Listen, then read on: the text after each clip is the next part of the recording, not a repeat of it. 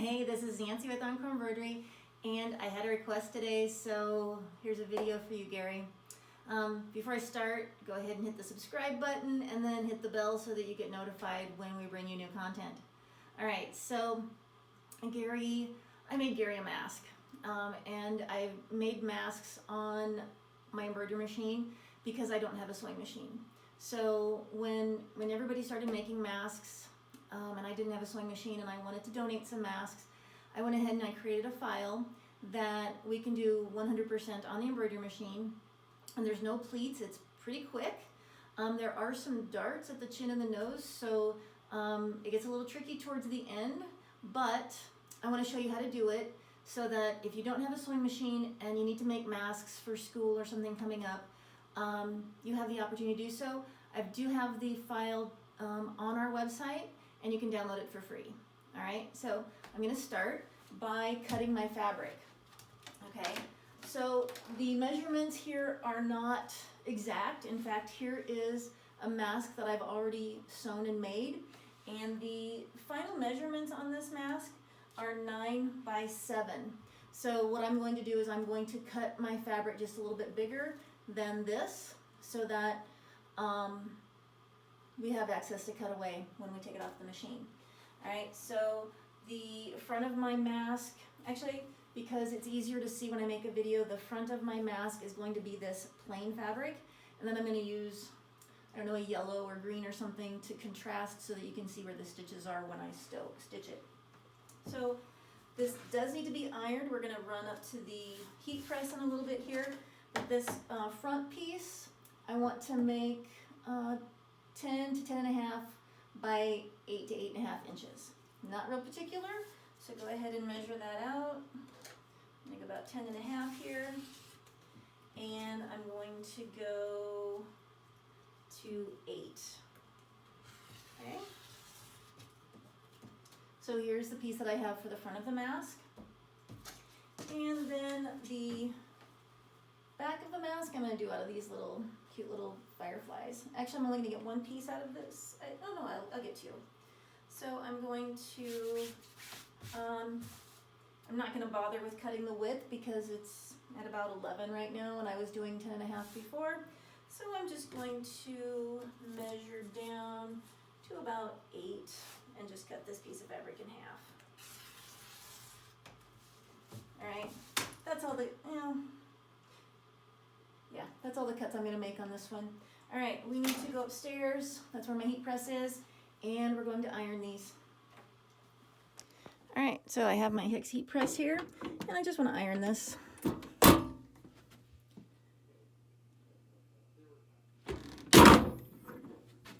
Okay, pretty smooth. Move that one out of the way. And on this one, it's already got a fold in it. So I'm going to iron that fold into there so that we have a finished edge for our back side of our mask.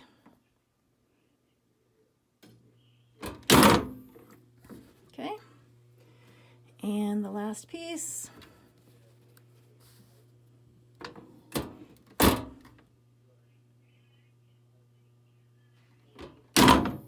All right, here we go. So the first stitch that sews with this design is a placement stitch on our stabilizer.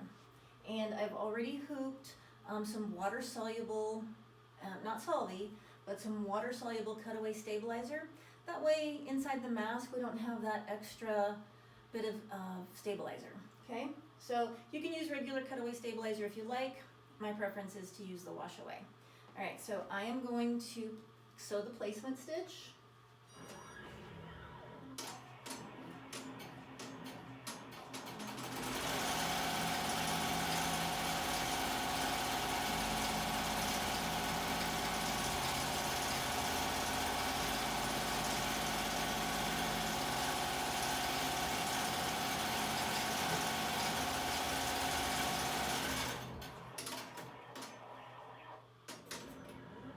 Alrighty, I've got a rogue thread here. I'm just going to cut that away. My machine advances the hoops so that I can place my fabric on the placement stitch there. And so I'm placing it face up, all right? And I'm going to hit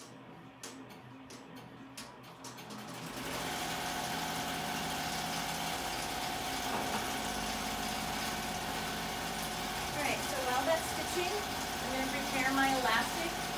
I like to have elastic be about 6 inches long. If you need it a little bit longer or shorter, that is totally your call.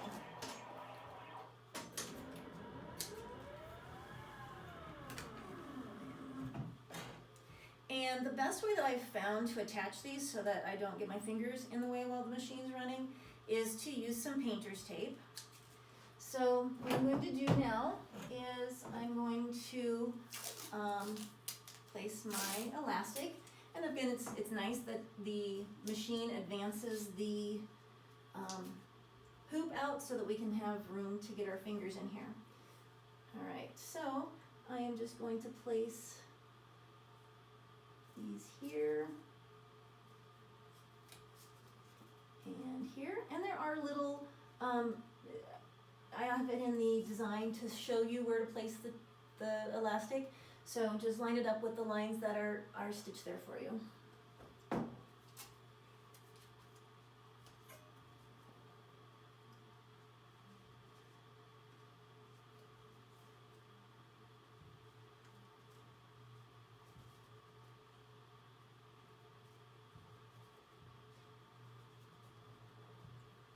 Now I also like to keep a chopstick or something handy in case I need to hold down the elastic as the machine's getting started. It likes to stick. Alright, so here we go.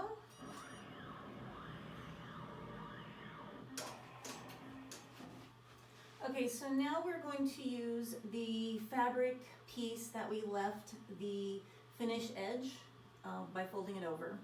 And I'm going to place this at the corner, right above where the elastic sits. So I will try to show you that with the camera.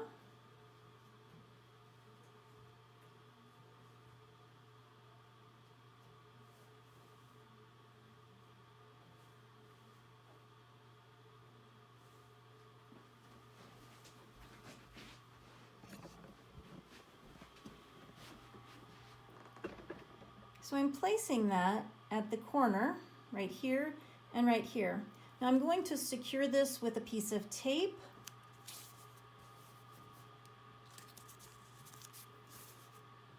Right there, okay?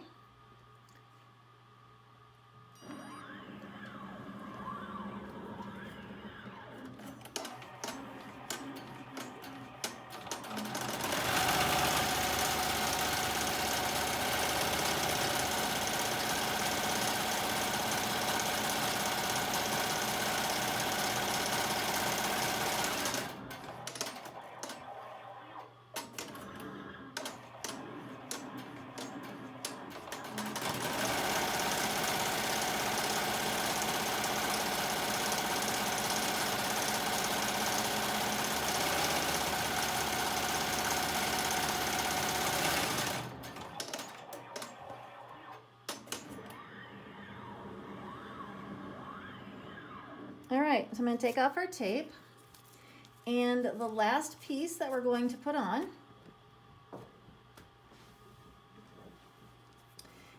is the other piece of complementing fabric, and I'm going to place that one at the opposite corner. And it's nice that we have some contrasting thread here so that you can see where I'm placing this. It would look a lot nicer if I was using complementary thread, but I wanted to, in the video, be able to show you where I'm placing this. So I want to place that now at the corner here and the corner here. And I'm just taping it so that it doesn't come up.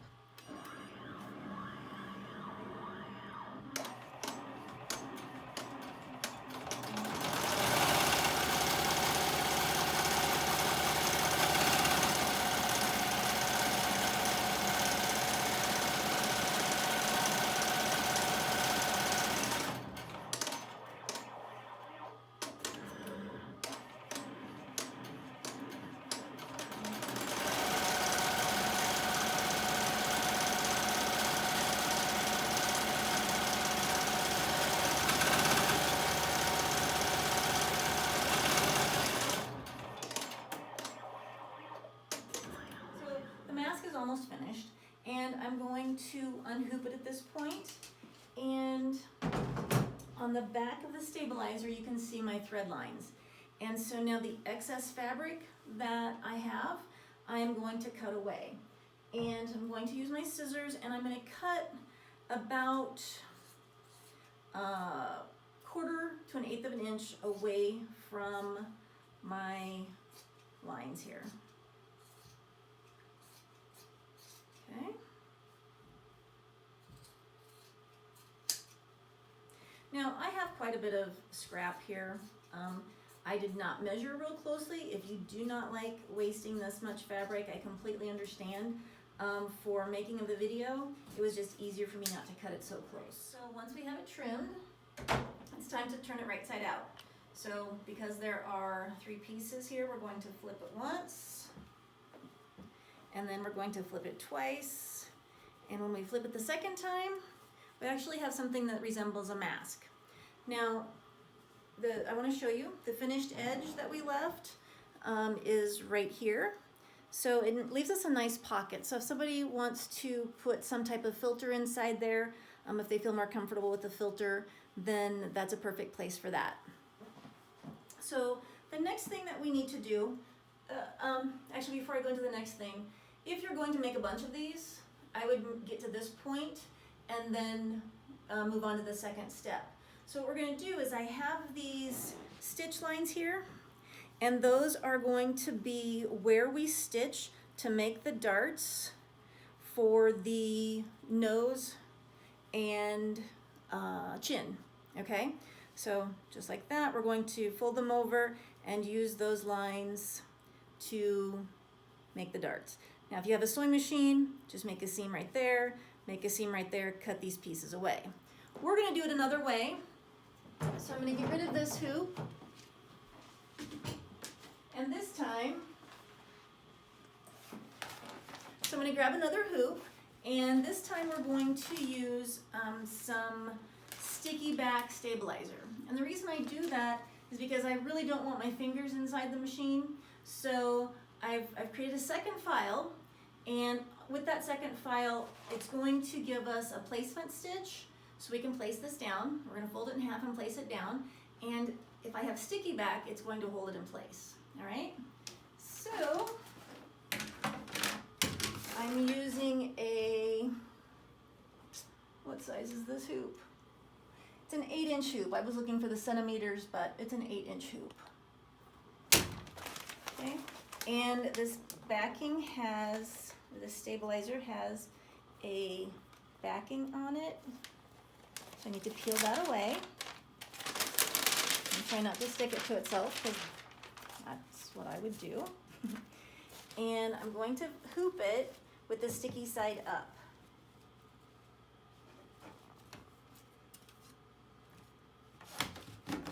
Okay, and I'm going to place it in my machine. I've got my design loaded, and so the first thing that's going to sew is a placement stitch.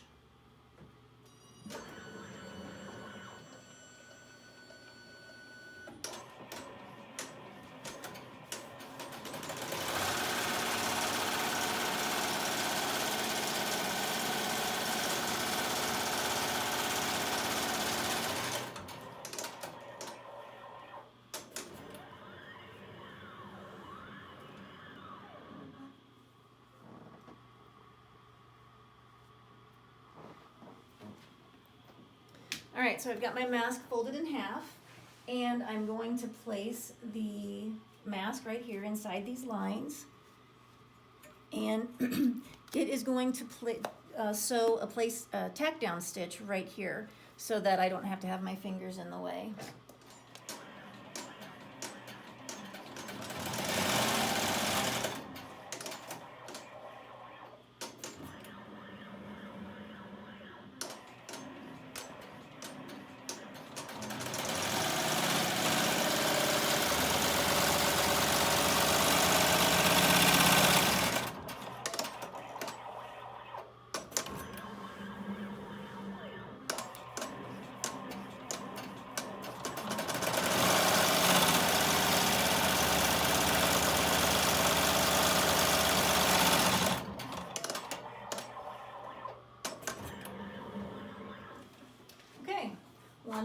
completed, we can take the hoop out of, or the mask off the hoop and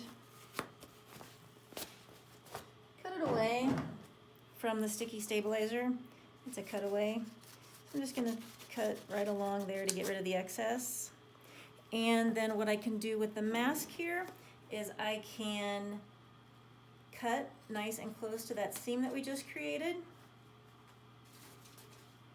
on both ends of the mask. And then I'm going to use my nippers. And basically this tack down here, it was a basting stitch. The stitches are nice and long, so they're easy to pull out.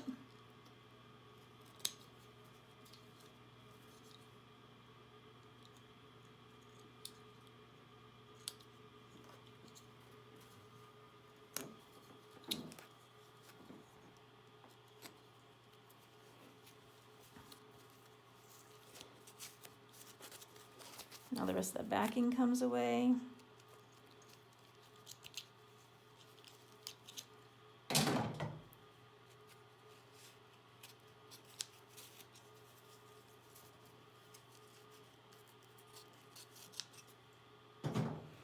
And we have completed our mask with darts at the top and the bottom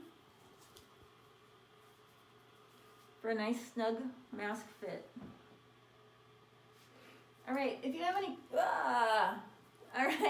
any questions on the making of this mask, or if you'd like the file, or questions about the stabilizers that I used or any other things that I used in this video, please let me know. And Gary, I know it's not camo, but this one's for you. All right, have a good day, everybody.